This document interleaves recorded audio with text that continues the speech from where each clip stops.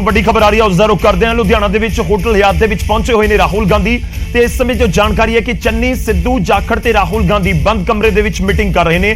Announcement ਤੋਂ ਪਹਿਲਾਂ ਦੀ ਇਹ ਬਹੁਤ ਅਹਿਮ ਮੀਟਿੰਗ, ਲਾਜ਼ਮੀ ਤੌਰ ਤੇ ਇੱਥੇ ਸਭ ਕੁਝ ਇੱਕ ਦੂਜੇ ਨੂੰ ਕਲੀਅਰ ਕਰ ਦਿੱਤਾ ਜਾਵੇਗਾ। ਰਾਹੁਲ ਗਾਂਧੀ ਦੇ ਵੱਲੋਂ ਚੰਨੀ ਨੂੰ, ਚੰਨੀ ਵੱਲੋਂ ਸਿੱਧੂ ਨੂੰ, ਸਿੱਧੂ ਵੱਲੋਂ ਰਾਹੁਲ ਗਾਂਧੀ ਨੂੰ ਤੇ ਇਸ ਵਿਚਾਲੇ ਜਾਖੜ ਦੀ ਭੂਮਿਕਾ ਕੀ ਰਹਿੰਦੀ ਹੈ ਉਹ ਵੀ ਕਿਤੇ ਨਾ ਕਿਤੇ ਸਭ ਕੁਝ ਕਲੀਅਰ ਕਰਨ ਦੀ ਕੋਸ਼ਿਸ਼ ਕੀਤੀ ਜਾ ਰਹੀ ਹੈ। ਬਹੁਤ ਵੱਡੀ ਖਬਰ ਹੈ ਇਸ ਸਮੇਂ ਦੀ। 2 ਵਜੇ ਨੂੰ ਕਰੀਬ 22 ਮਿੰਟ ਬਾਕੀ ਨੇ ਜਦੋਂ ਅਨਾਉਂਸਮੈਂਟ ਕੀਤੀ ਜਾਣੀ ਹੈ।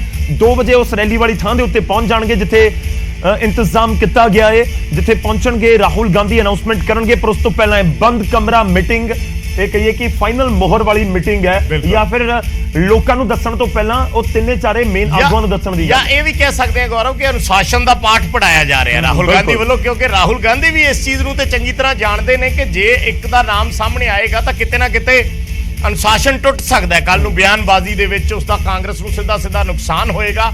ਸੋ ਐਸੇ ਵਿੱਚ ਜੇ ਚੰਨੀ ਦਾ ਨਾਮ ਕਲੀਅਰ ਹੋ ਰਿਹਾ ਤਾਂ ਫਿਰ ਨਵਜੋਤ ਸਿੱਧੂ ਨੂੰ, ਸੁਨੀਲ ਜਾਖੜ ਨੂੰ ਇਹ ਸਲਾਹ ਰਾਹੁਲ ਗਾਂਧੀ ਜ਼ਰੂਰ ਦੇਣਗੇ ਕਿ ਘੱਟੋ ਘੱਟ ਅਗਲੇ ਦਿਨਾਂ 'ਚ ਅਨੁਸ਼ਾਸਨ 'ਚ ਰਹਿਣਾ। ਪਰ ਸਿੱਧੂ ਸਲਾਹ ਕਿੰਨੀ ਕੁ ਮੰਨਦੇ ਨੇ ਇਹ ਵੀ ਇੱਕ ਵੱਡਾ ਸਵਾਲ ਹੈ। ਦੇਖਣਾ ਹੋਏਗਾ 2 ਵਜੇ ਤੋਂ ਬਾਅਦ ਅਗਲੇ 2-3-4 ਦਿਨਾਂ ਦੇ ਵਿੱਚ ਕੀ ਸਥਿਤੀ ਬਣਦੀ ਹੈ। 6 ਤਰੀਕ ਦਾ ਦਿਨ ਹੈ, 10 ਤਰੀਕ ਤੱਕ ਬਹੁਤ ਸਾਰੀਆਂ ਚੀਜ਼ਾਂ ਕਲੀਅਰ ਹੋਣਗੀਆਂ। ਅੱਜ ਸੀਐਮ ਫੇਸ ਦਾ ਅਨਾਉਂਸਮੈਂਟ ਤਾਂ ਬੇਸ਼ੱਕ ਹੋ ਜਾਣਾ, ਪਰ ਅਗਲੇ 3-4 ਦਿਨਾਂ 'ਚ ਕਲੀਅਰ ਹੋਏਗਾ ਕਿ ਸਿੱਧੂ ਕਿੰਨੇ ਐਕਟਿਵ ਨਜ਼ਰ ਆਉਂਦੇ ਨੇ, ਸੁਨੀਲ ਜਾਖੜ ਕਿੰਨੇ ਐਕਟਿਵ ਨਜ਼ਰ ਆਉਂਦੇ ਨੇ ਵੱਖ-ਵੱਖ ਹਲਕਿਆਂ ਦੇ ਵਿੱਚ, ਜਾਂ ਸਿਰਫ ਸੀਮਿਤ ਹੋ ਜਾਂਦੇ ਨੇ ਜਾਖੜ ਅਬੋਹਰ ਤੱਕ ਔਰ ਸਿੱਧੂ ਅੰਮ੍ਰਿਤਸਰ ਈਸਟ ਤੱਕ। ਜੋ ਅਸੀਂ ਪਹਿਲਾਂ ਜ਼ਿਕਰ ਕਰ ਰਹੇ ਸੀ ਕਿ ਪ੍ਰਭਾਵ ਪਏਗਾ ਅੱਜ ਦੀ ਅਨਾਉਂਸਮੈਂਟ ਤੋਂ ਬਾਅਦ। ਜੇ ਸਿੱਧੂ ਨੂੰ ਨਹੀਂ ਅਨਾਉਂਸ ਕੀਤਾ ਜਾਂਦਾ ਤਾਂ ਜਿਹੜੀ ਅੰਮ੍ਰਿਤਸਰ ਈਸਟ ਦੀ ਲੜਾਈ ਹੈ ਹੋਰ ਜ਼ਿਆਦਾ ਔਖੀ ਨਵਜੋਤ ਸਿੰਘ ਸਿੱਧੂ ਦੇ ਲਈ ਹੋ ਸਕਦੀ ਹੈ, ਬੇਸ਼ੱਕ ਉੱਥੋਂ ਜਿੱਤਦੇ ਆਏ ਹੋਣ ਲੰਬੇ ਵੇਲੇ ਤੋਂ। ਅਸੀਂ ਰੁਕ ਕਰ ਲੈਂਦੇ ਹਾਂ ਹੋਟਲ ਹਯਾਤ ਤੋਂ। ਸਾਡੇ ਸਹਿਯੋਗੀ ਪੰਕਜ ਕਪਾਹੀ ਸਾਡੇ ਨਾਲ ਜੁੜੇ ਹੋਏ ਨੇ। ਪੰਕਜ, ਬੰਦ ਕਮਰੇ ਮੀਟਿੰਗ ਦੇ ਵਿੱਚ ਕੌਣ-ਕੌਣ, ਬੰਦ ਕਮਰਾ ਮੀਟਿੰਗ ਦੇ ਵਿੱਚ ਹੁਣ ਕਿਹੜਾ ਲੈਸਨ ਜਾਂ ਪਾਠ ਪੜਾਇਆ ਜਾ ਰਿਹਾ, ਕੀ ਸਮਝਾਇਆ ਜਾ ਰਿਹਾ, ਕੀ ਕੁਝ ਤੁਹਾਡੇ ਕੋਲ ਜਾਣਕਾਰੀ?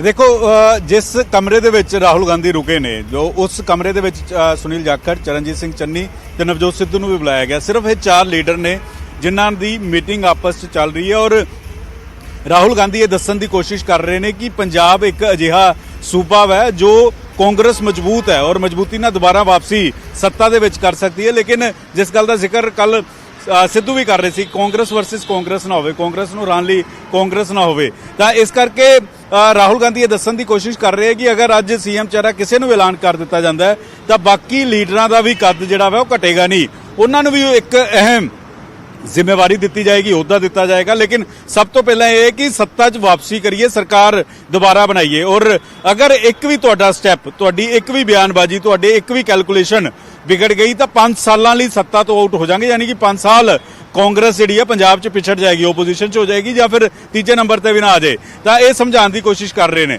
ਸੁਨੀਲ ਜਾਖੜ ਕਹਿ ਰਹੇ ਕਿ ਮੈਂ ਤਾਂ ਚੋਣ ਹੀ ਨਹੀਂ ਲੜ ਰਿਹਾ, ਮੈਂ ਤੁਹਾਡੇ ਨਾਲ ਹਾਂ, ਮੈਂ ਤੁਹਾਡਾ ਹਮੇਸ਼ਾ ਸਾਰਥੀ ਰਿਹਾ ਵਾਂ। ਲੇਕਿਨ ਸੁਨੀਲ ਜਾਖੜ ਕਿਉਂਕਿ ਕੈਂਪੇਨ ਕਮੇਟੀ ਦੇ ਚੇਅਰਮੈਨ ਨੇ, ਸੁਨੀਲ ਜਾਖੜ ਅਜੇ ਤੱਕ ਕਿਤੇ ਵੀ ਕੈਂਪੇਨ ਕਰਦੇ ਹੋਏ ਨਜ਼ਰ ਨਹੀਂ ਆਏ। ਸੁਨੀਲ ਜਾਖੜ ਸਿਰਫ ਅਜੇ ਤੱਕ ਅਬੋਹਰ ਤੱਕ ਸੀਮਤ ਹੋ ਗਏ ਨੇ।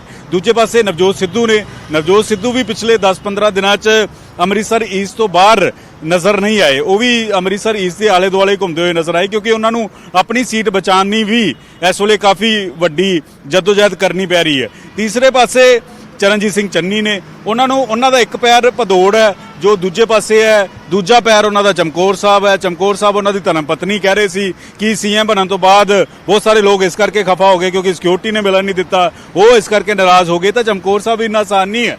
ਤਾਂ ਅਜਿਹੇ 'ਚ ਰਾਹੁਲ ਗਾਂਧੀ ਇਹ ਲੈਸਨ, ਇਹ ਸਮਝਾਉਣ, ਇਹ ਪੜ੍ਹਾਉਣ ਦੀ ਕੋਸ਼ਿਸ਼ ਕਰ ਰਹੇ ਹਨ ਕਿ ਤੁਹਾਨੂੰ ਇਕੱਠੇ ਚੱਲਣਾ ਹੋਏਗਾ ਔਰ ਇਕੱਠੇ ਚੱਲ ਕੇ ਸਰਕਾਰ ਬਣਾ ਪਾਓਗੇ, ਨਹੀਂ ਤਾਂ ਫਿਰ ਅਜਿਹਾ ਨਾ ਹੋਵੇ ਜਿਵੇਂ ਹਰਿਆਣੇ ਤੋਂ ਬਾਹਰ ਹੋ ਗਏ ਕਿਉਂਕਿ ਉੱਥੇ ਭੁਪਿੰਦਰ ਹੁੱਡਾ, ਅਸ਼ੋਕ ਤੰਵਰ ਸੀ, ਮੱਧ ਪ੍ਰਦੇਸ਼ 'ਚ ਬਾਹਰ ਹੋ ਗਏ, ਉੱਥੇ ਸਚਿਨ ਪਾਇਲਟ ਤੇ ਦੂਸਰੇ ਰਾਜਸਥਾਨ ਵਿੱਚ ਸਚਿਨ ਪਾਇਲਟ ਨੇ ਜਿਸ ਤਰੀਕੇ ਨਾਲ ਬਗਾਵਤ ਕੀਤੀ, ਮਸਾ ਸਰਕਾਰ ਬਚੀ ਸੀਗੀ। ਮੱਧ ਪ੍ਰਦੇਸ਼ ਵੀ ਇਹੀ ਤਸਵੀਰ ਸੀਗੀ, ਜੋਤੀ ਰਾਏ ਸਿੰਧਿਆ ਤੇ ਹੋਰ ਲੀਡਰ ਉਹਨਾਂ ਦੀ ਆਪਸੀ ਤਸਲਬਾਜ਼ੀ 'ਚ ਮੱਧ ਪ੍ਰਦੇਸ਼ ਤੋਂ ਬਾਹਰ ਹੋ ਗਏ ਸੀ। ਗੋਆ ਵੀ ਇਸੇ ਤਰੀਕੇ ਹੈ। ਤਾਂ ਹਰੇਕ ਸੂਬੇ ਦੀ ਕਹਾਣੀ ਕਾਂਗਰਸ ਉਹ ਨਾ ਬਣਾਵੇ, ਤਾਂ ਇਹ ਸਮਝਾਉਣ ਦੀ ਕੋਸ਼ਿਸ਼ ਕੀਤੀ ਜਾ ਰਹੀ ਹੈ। ਕਿੰਨੇ ਕੁ ਸਮਝਦੇ ਨੇ ਇਹ ਕਾਫੀ ਅਹਿਮ ਹੈ। ਹਾਲਾਂਕਿ ਸਿੱਧੂ ਕੱਲ ਕਹਿ ਰਹੇ ਸੀਗੇ ਕਿ ਮੈਂ ਅਨੁਸ਼ਾਸਨ 'ਚ ਰਹਿਣ ਵਾਲਾ ਸਿਪਾਹੀ ਹਾਂ, ਮੈਂ ਰਾਹੁਲ ਗਾਂਧੀ ਦਾ ਸਿਪਾਹੀ ਹਾਂ, ਮਰਦੇ ਦਮ ਤੱਕ ਰਾਹੁਲ ਗਾਂਧੀ ਨਾਲ ਰਹੂੰਗਾ। ਲੇਕਿਨ ਕੀ ਵਾਕਈ ਡਿਸਪਲਿਨ 'ਚ ਸਾਰੇ ਲੀਡਰ ਰਹਿਣਗੇ ਜਦੋਂ ਇੱਕ ਚਿਹਰਾ ਐਲਾਨ ਕਰ ਦਿੱਤਾ ਜਾਏਗਾ? ਬਾਜਵਾ ਨੇ ਤਾਂ ਇੱਥੋਂ ਤੱਕ ਜ਼ਿਕਰ ਕਰ ਦਿੱਤਾ ਕਿ ਅਗਰ ਇੱਕ ਚਿਹਰਾ ਐਲਾਨਿਆ ਗਿਆ ਤਾਂ ਫਿਰ ਕਾਂਗਰਸ ਨੂੰ ਇਸ ਗੱਲ ਦਾ ਨੁਕਸਾਨ ਹੋ ਸਕਦਾ ਬਿਨਾਂ ਚਿਹਰੇ ਤੋਂ। ਪ੍ਰਤਾਪ ਬਾਜਵਾ ਕਹਿ ਰਹੇ ਸੀ, ਕਿਉਂਕਿ ਪ੍ਰਤਾਪ ਬਾਜਵਾ ਦੇ ਮਨ ਦੇ ਵਿੱਚ ਵੀ ਦਰਦ ਆ। ਉਹਨਾਂ ਨੇ ਵੀ ਨਿਊਜ਼ 18 ਤੇ ਇੱਕ ਦਿਨ ਕਿਹਾ ਸੀਗਾ ਕਿ ਮੈਂ ਫਸਲ ਬੀਜਦਾ ਰਹਿ ਜਾਂਦਾ। 2017 ਚ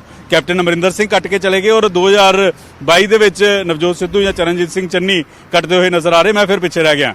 ਕਿਤੇ ਨਾ ਕਿਤੇ ਬਿੱਟੂ ਵੀ ਕਹਿੰਦੇ ਨੇ ਕਿ ਮੇਰਾ ਵੀ ਇੱਕ ਸੁਪਨਾ ਹੋਇਆ ਕਿ ਮੈਂ ਵੀ ਆਪਣੇ ਦਾਦਾ ਜੀ ਬੇਅੰਤ ਸਿੰਘ ਵਾਂਗ ਇੱਕ ਦਿਨ ਮੁੱਖ ਮੰਤਰੀ ਬਣਾ, ਮੈਂ ਵੀ ਇਸ ਲਈ ਗੁਰਦੁਆਰੇ 'ਚ ਅਰਦਾਸ ਕਰਦਾ ਵਾਂ। ਤਾਂ ਕਿਸੇ ਨਾ ਕਿਤੇ ਬਾਕੀਆਂ ਨੂੰ ਇਕੱਠੇ ਕਰਨਾ ਹੋਏਗਾ, ਮਿਲਣਾ ਹੋਏਗਾ ਔਰ ਉਸ ਤੋਂ ਬਾਅਦ ਹੀ ਕਾਂਗਰਸ ਦੀ ਸੱਤਾ 'ਚ ਵਾਪਸੀ ਹੋ ਸਕਦੀ ਹੈ।